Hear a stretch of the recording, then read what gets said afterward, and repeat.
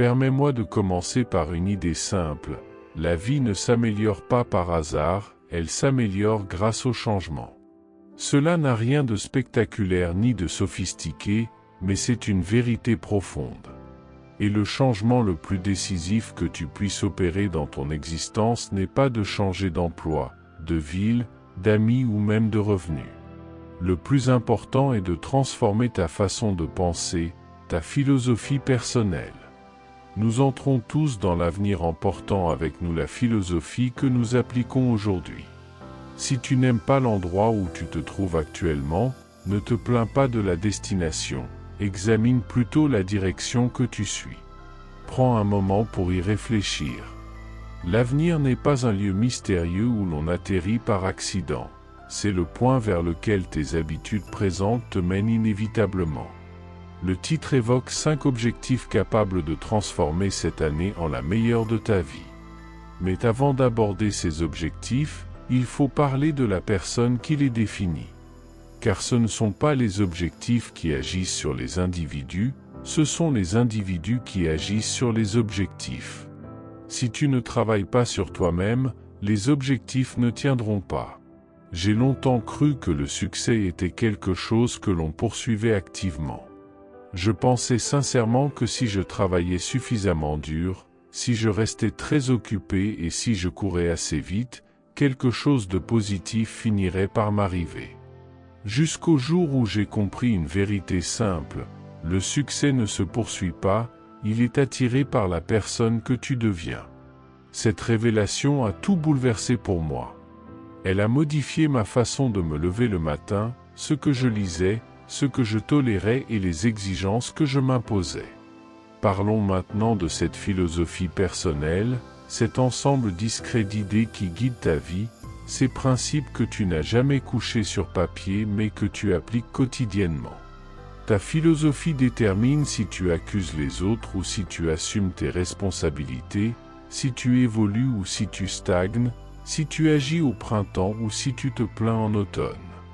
J'ai appris à mes dépens que si tu ne conçois pas consciemment ta propre philosophie, tu en hériteras une de tes parents, de ton entourage ou de tes échecs passés.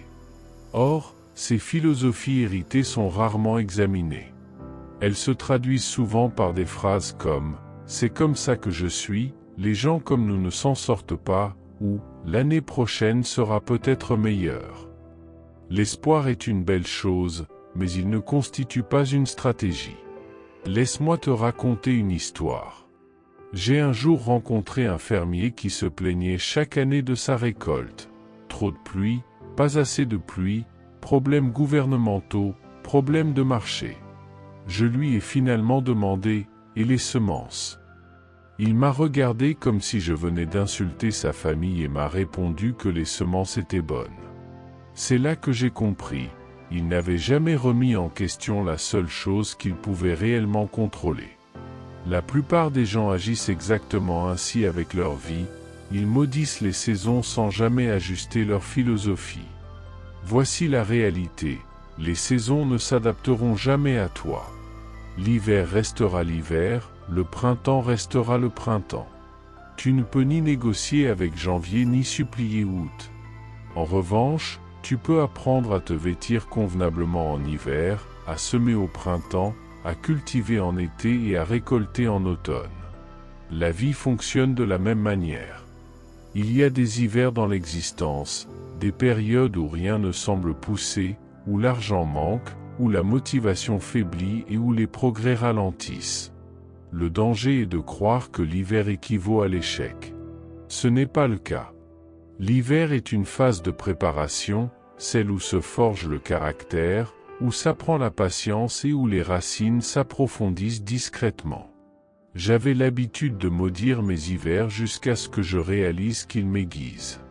Sans hiver, nous serions faibles, nous n'apprendrions ni la résilience ni la gratitude. Quand l'hiver arrive, et il arrivera, ne baisse pas les bras. Adapte simplement ta stratégie. Lis plus, apprends plus, réfléchis plus. Car l'hiver n'est pas éternel. Puis vient le printemps, les opportunités, les idées neuves, les nouveaux départs. Mais le printemps est trompeur, car il fait des promesses qu'il ne tient pas tout seul. Il dit, si tu sèmes maintenant, tu récolteras plus tard. Pourtant, l'espoir sans action n'est qu'un vœu pieux, et les vœux ne font pas pousser les cultures. Certaines personnes admirent le printemps, trouvent qu'il est magnifique, mais ne sèment rien. Elles s'étonnent ensuite que leur automne soit vide. N'admire pas l'opportunité, saisis-la. Vient ensuite l'été, saison de la protection et de la discipline. Tu as semé, il faut désormais protéger ta récolte. Les mauvaises herbes poussent plus vite que les cultures, et la négligence avance plus rapidement que le succès. C'est là qu'intervient la discipline. La discipline n'est pas une punition, c'est choisir ce que tu désires le plus plutôt que ce que tu désires immédiatement. Nous souffrons tous de l'une de ces deux douleurs, celle de la discipline ou celle du regret. La discipline pèse quelques grammes, le regret pèse des tonnes. J'évitais autrefois la discipline, la trouvant restrictive, jusqu'à ce que je comprenne qu'elle offre la liberté. Le lecteur discipliné échappe à l'ignorance, l'épargnant discipliné échappe à la panique, l'apprenant discipliné échappe aux limitations. Enfin arrive l'automne, moment de la récolte et des résultats. La vérité brutale est la suivante, on ne te rémunère pas pour tes intentions, mais pour tes résultats. On ne te paie pas pour avoir lu des livres, mais pour ce que ces livres t'ont permis de devenir. L'automne ne ment jamais, il révèle exactement ce que tu as semé, comment tu t'en es occupé et si tu es resté fidèle au processus. Tout cela nous conduit aux objectifs. Car les objectifs ne concernent pas tant l'avenir que le présent, ils te tirent vers l'avant et orientent tes décisions quotidiennes. Ils donnent un sens à la discipline. Voici le premier objectif capable de rendre cette année extraordinaire, décide de travailler plus dur sur toi-même que sur toute autre chose. J'ai longtemps travaillé dur sur mon emploi, longues heures, journées chargées, et je restais pourtant dans la précarité. Puis quelqu'un m'a dit une phrase qui a bouleversé ma vision. Si tu travailles dur sur ton travail, tu gagneras ta vie. Si tu travailles dur sur toi-même, tu bâtiras une fortune. Pas seulement financière, mais une fortune de compétences, de sagesse et de confiance. Ton revenu dépasse rarement ton niveau de développement personnel. Ce n'est pas une punition, c'est une loi juste. La valeur détermine la récompense, et le marché rémunère la valeur. Fais donc de ton développement une priorité, deviens plus précieux que tu ne le es aujourd'hui. Lis davantage, expose-toi à de meilleures idées, apprends auprès de ceux qui en savent plus que toi, et n'aie pas honte d'être éternellement étudiant. Le jour où tu cesses d'apprendre est celui où tu cesses de grandir. Ensuite, discipline tes habitudes quotidiennes. Le succès n'est pas un acte isolé, c'est un mode de vie. Ce que tu fais quand personne ne regarde, les petites actions répétées avec constance. Le miracle réside dans cela, les petites disciplines pratiquées quotidiennement produisent de grands résultats au fil du temps. On me demande souvent combien de temps cela prend. Je réponds, plus longtemps que tu ne l'espères, mais moins longtemps que tu ne le crains, à condition de rester constant. J'ai sous-estimé les petites habitudes jusqu'à réaliser que la négligence commence aussi par de petits écarts. Sauter un jour, reporter une tâche, baisser ses standards. Un beau jour, tu te réveilles en te demandant comment tu en es arrivé là. Tu n'as pas chuté brutalement, tu as dérivé progressivement. Alors ajuste ta voile, tu n'as pas besoin que le vent change, tu as besoin d'une direction claire. Le même vent souffle sur tout le monde, ce n'est pas la brise qui décide de ta destination, c'est la manière dont tu orientes ta voile. Laisse-moi te raconter une autre histoire. Je connaissais un homme qui disait « Je n'ai pas besoin d'objectifs, je prends la vie comme elle vient. » Et la vie l'a effectivement emmené là où il allait, nulle part de particulier. Les objectifs ne sont pas des chaînes, ce sont des guides. Ils t'aident à dire non aux distractions et oui aux priorités. Ce qui nous amène à un autre objectif. Développe ton caractère. Les compétences peuvent te permettre de gagner de l'argent une fois, mais le caractère te permet de construire une vie entière. La réputation se forge dans le silence. L'intégrité, c'est ce que tu es lorsque cela te coûte quelque chose. Et la vie a une façon unique de tester cela. Tu ne seras pas toujours récompensé immédiatement pour avoir choisi le droit chemin, mais tu paieras toujours, tôt ou tard, pour avoir pris le mauvais. Le caractère, c'est penser à long terme. J'ai longtemps cru que le succès dépendait de la personnalité. J'ai découvert qu'il repose en réalité sur des principes. Tu n'as pas besoin d'être bruyant ni spectaculaire, tu as simplement besoin d'être constant. Voici un autre objectif, engage-toi dans l'auto-éducation. L'éducation formelle te permet de gagner ta vie, l'auto-éducation te permet de bâtir une fortune. Et cette fortune ne se limite pas à l'argent, ce sont des options, de la confiance, une nouvelle perspective. Lis des biographies, apprends de l'histoire, étudie la philosophie, comprends comment fonctionne l'argent, comment fonctionnent les gens, et surtout comment tu fonctionnes toi-même. Plus tu comprends le monde et toi-même, moins la vie te prend au dépourvu. Allons plus loin avec le style de vie. Ton style de vie est l'expression extérieure de ta philosophie intérieure. La manière dont tu utilises ton temps, les personnes avec qui tu le passes, ce que tu tolères, ce que tu célèbres.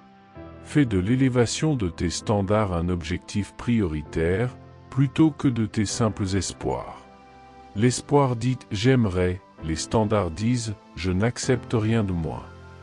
J'acceptais autrefois des choses que je n'aurais jamais dû tolérer, de mauvais résultats, des excuses faibles, une énergie basse. Jusqu'au jour où j'ai compris que ce que tu tolères, tu l'invites, et ce que tu invites, tu finis par le considérer comme normal. Enfin, les résultats ne sont pas l'objectif en soi, ils en sont la preuve. La preuve de ta discipline, de ta philosophie, de ta croissance. Les résultats se multiplient, tout comme la négligence se multiplie. N'attends pas la motivation, elle est capricieuse, elle vient et repart. La discipline reste, la philosophie reste, les habitudes restent. Pose-toi cette question, quelle discipline simple pourrais-je adopter chaque jour et qui, en un an, changerait tout? Lire 10 pages, écrire ses objectifs chaque semaine, réfléchir chaque soir, épargner un peu, apprendre constamment. Prends le temps d'y penser. Car finalement, la vie ne te demande pas ton avis, elle répond à tes actions. Tu n'as pas besoin d'être extraordinaire pour obtenir des résultats extraordinaires, il suffit d'être constant dans les fondamentaux. Alors ajuste mieux ta voile, transforme ta philosophie, respecte les saisons, cultive la discipline, forge ton caractère et deviens une personne de grande valeur. Un jour, tu regarderas en arrière et tu diras « Je suis reconnaissant d'avoir commencé quand je l'ai fait. » Car le meilleur moment pour planter un arbre était il y a 20 ans, le deuxième meilleur moment, c'est maintenant. C'est ainsi que tu transformes une année non seulement en une année réussie, mais en une année pleine de sens. Reste avec moi encore un instant. C'est souvent à ce stade, dans les séminaires, que les gens hochent la tête, prennent quelques notes, puis rentrent chez eux et reprennent discrètement leurs anciennes routines. Je ne veux pas cela pour toi. Je veux que ces idées pénètrent si profondément que, dans un an, tu ne te souviendras plus du message exact, mais tu te souviendras des résultats concrets. L'information seule ne change pas les vies, la révélation, oui. Et la révélation survient quand tu restes assez longtemps avec une idée pour qu'elle te confronte véritablement. La plupart des gens sous-estiment ce qui peut arriver en une seule année, et ils sous-estiment encore plus ce qui se produit quand leur philosophie change. Dès que ta conversation intérieure se transforme, ton comportement extérieur commence à s'aligner naturellement. Tu n'as pas besoin de forcer les choses. J'ai longtemps dit, je commencerai quand je me sentirai prêt. Jusqu'au jour où j'ai compris une vérité essentielle, on ne devient jamais vraiment prêt, on décide. La préparation est un mythe, la décision est une force puissante.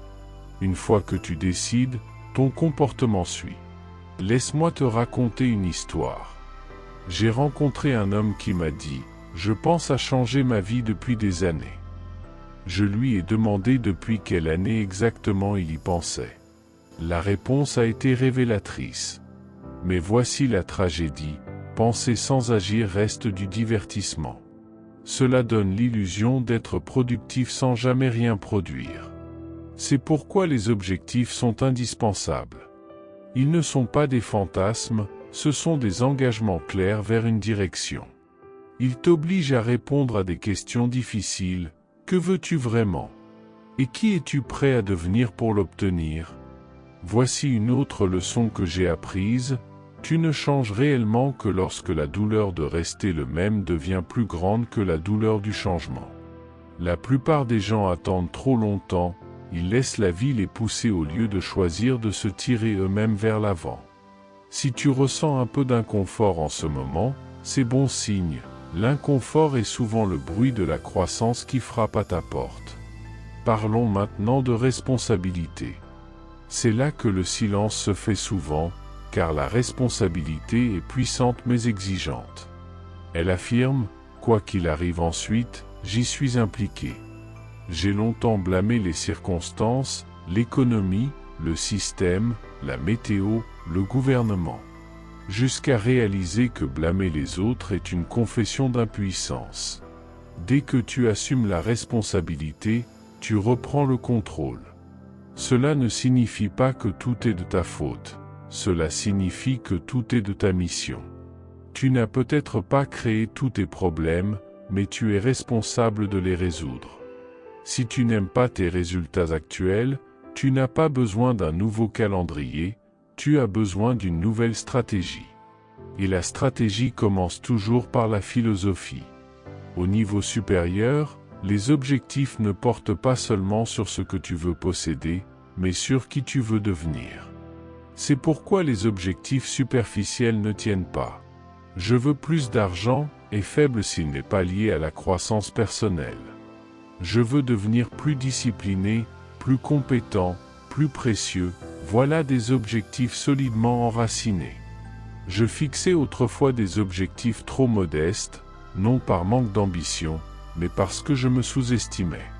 Jouer petit ne protège pas de l'échec, cela garantit seulement le regret. Fais donc de la croissance personnelle un objectif ambitieux, pas la perfection, mais un progrès mesuré et constant. Changeons de perspective et parlons de la vie quotidienne. La philosophie ne se prouve pas dans les grands moments spectaculaires, mais dans les jours ordinaires, les mardis après-midi, les matins silencieux, les soirées fatiguées. C'est là que vit la discipline véritable. La discipline, c'est accomplir ce que tu t'es promis bien après que l'émotion initiale soit retombée. Les émotions sont changeantes, la discipline reste. J'attendais autrefois de me sentir inspiré pour affronter les tâches difficiles. C'était une erreur, l'inspiration suit l'action, elle ne la précède pas. Agis d'abord, et la motivation arrive ensuite, presque en s'excusant. La bonne nouvelle, c'est que tu n'as pas besoin de transformer toute ta vie en une semaine. Commence simplement dans la bonne direction et continue à avancer.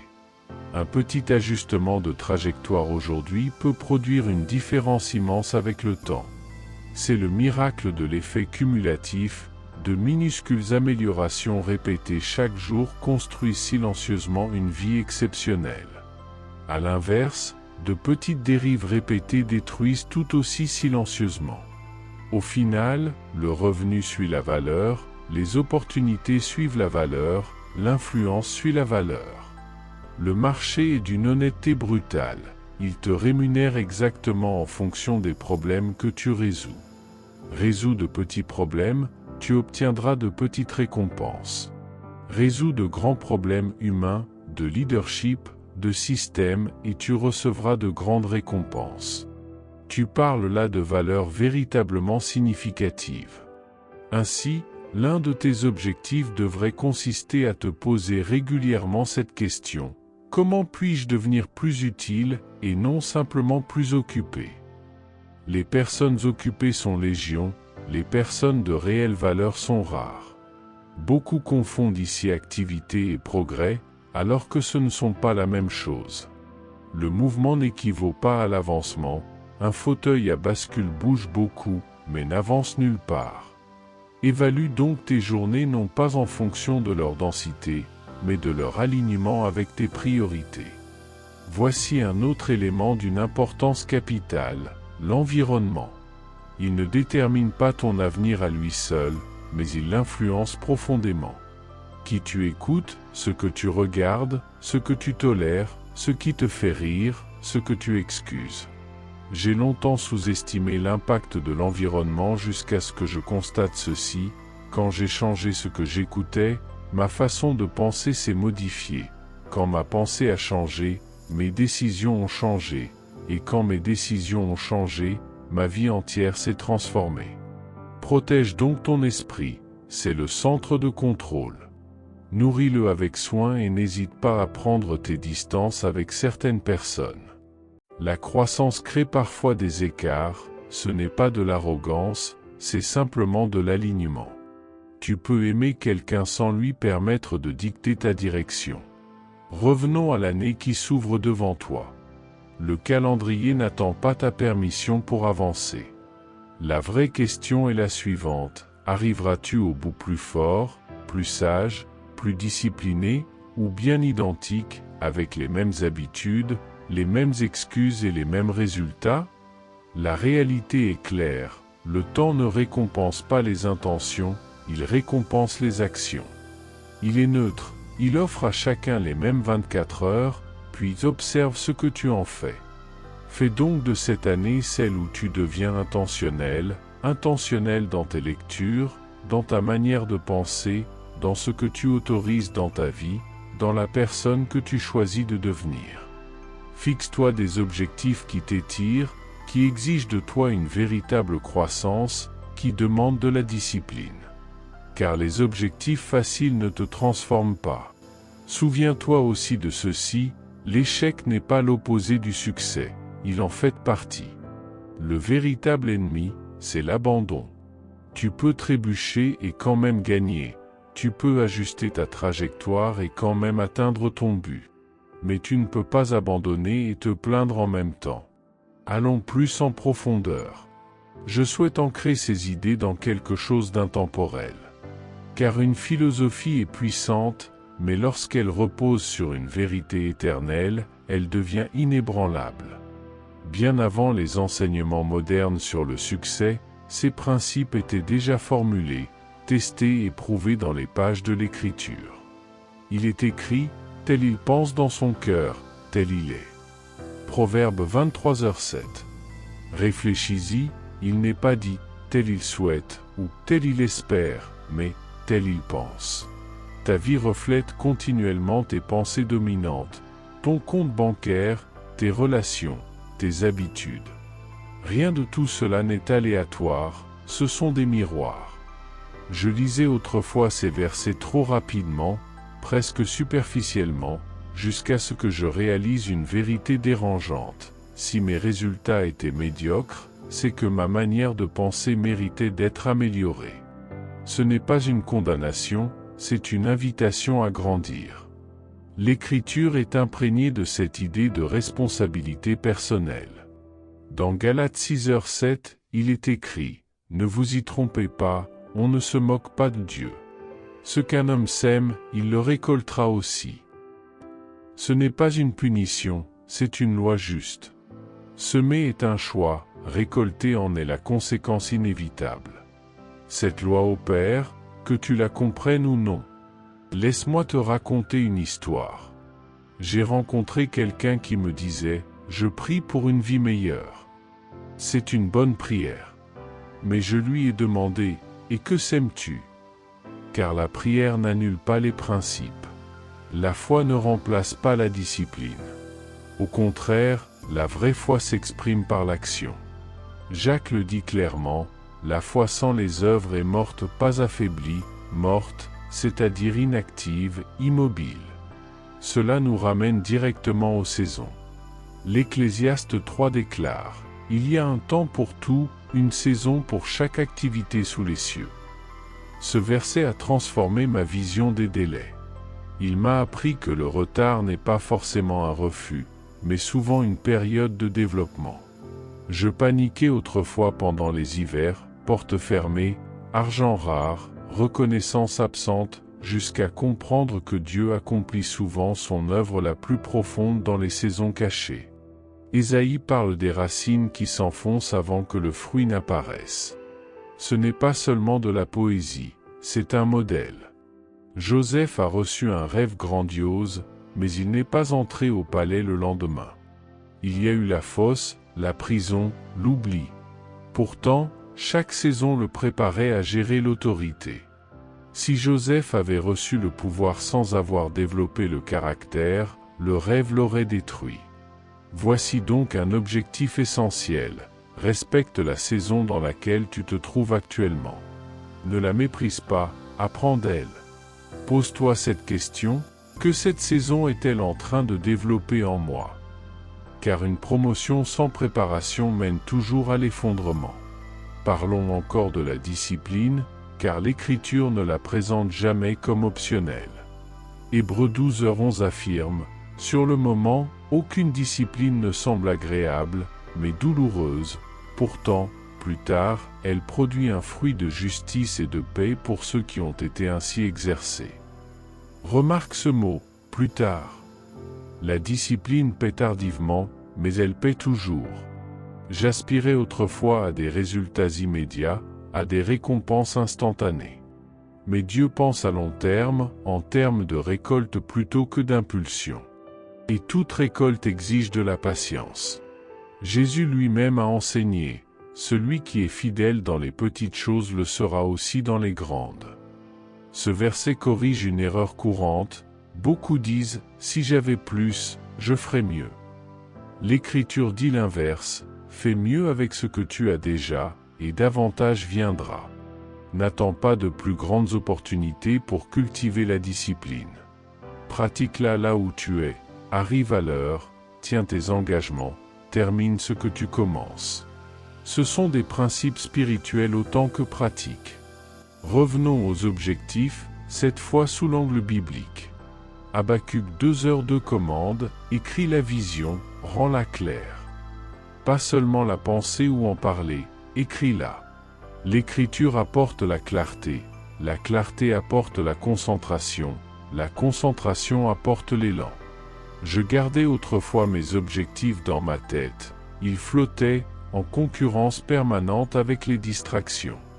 Les écrire m'a forcé à les affronter, à me demander si je les désirais vraiment ou si je n'aimais que l'idée. Autre révélation, l'Écriture ne condamne jamais l'ambition légitime, elle la purifie.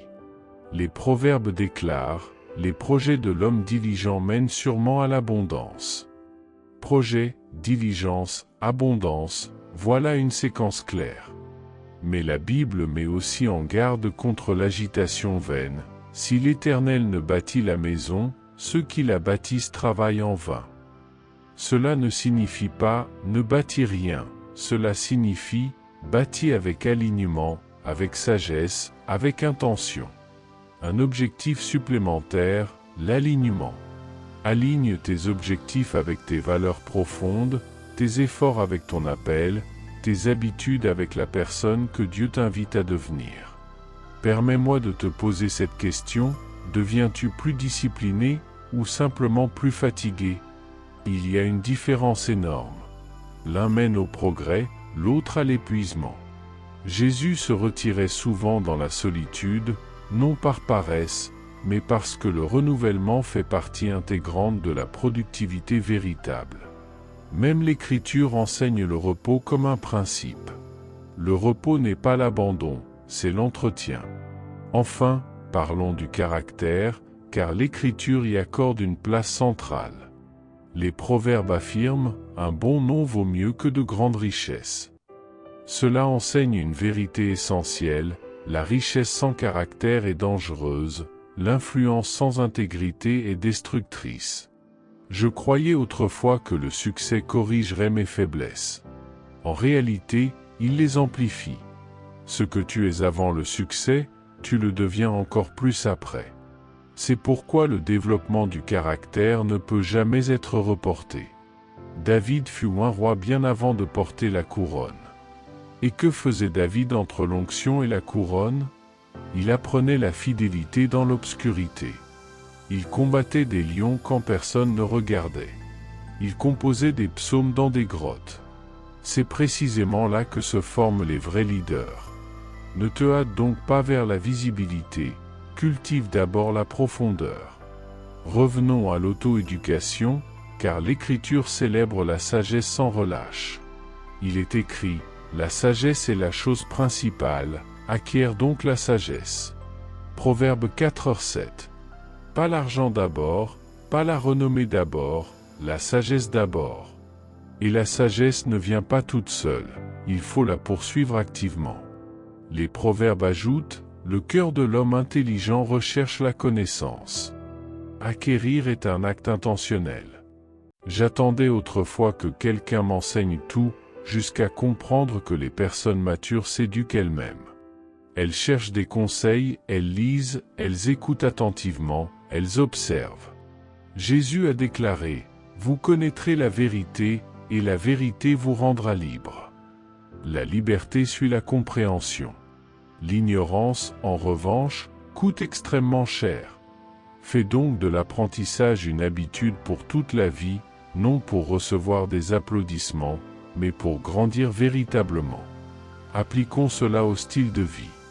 Romains 12h2 enseigne, « Ne vous conformez pas au siècle présent, mais soyez transformés par le renouvellement de votre intelligence. » La transformation ne commence pas par le comportement extérieur, elle commence par la pensée. Le renouvellement de l'esprit n'est donc pas optionnel. Ton style de vie dérive toujours vers tes influences les plus fortes. Si tu ne les choisis pas délibérément, elles seront imposées par le monde autour de toi. Voici une autre vérité limpide de l'Écriture. Tout ce que tu possèdes t'a été confié en gestion. Ton temps, ton énergie, tes talents, tes opportunités. Et il est demandé aux intendants d'être trouvés fidèles, pas forcément impressionnants, mais fidèles. Gère donc ton temps avec soin, gère tes ressources, gère ton énergie. Le potentiel gaspillé reste une tragédie silencieuse. Ralentissons et revenons à l'essentiel. Ton année ne s'améliorera pas parce que les circonstances deviendront miraculeusement parfaites. Elle s'améliorera parce que toi, tu auras grandi, tu auras mieux pensé, tu te seras discipliné, tu auras respecté les saisons, tu auras acquis de la sagesse, tu auras forgé ton caractère, tu auras aligné ta vie sur la vérité éternelle. Et voici la magnifique promesse de l'Écriture. Ceux qui sèment avec larmes moissonneront avec chant de joie. Psaume 126, 5. Cela signifie que l'effort n'est jamais ignoré, le sacrifice n'est jamais oublié, la fidélité est toujours récompensée, si ce n'est immédiatement, alors inévitablement. N'abandonne donc pas en hiver. Ne néglige pas le semis au printemps. Ne deviens pas paresseux en été. Ne te plains pas en automne. Ajuste ta voile, fais ta part, fais confiance au processus. Un jour, en regardant en arrière, tu ne diras pas seulement « c'était ma meilleure année ». Tu diras « c'est là que je suis devenu une meilleure personne ». Et selon l'Écriture, c'est précisément cela, le vrai succès.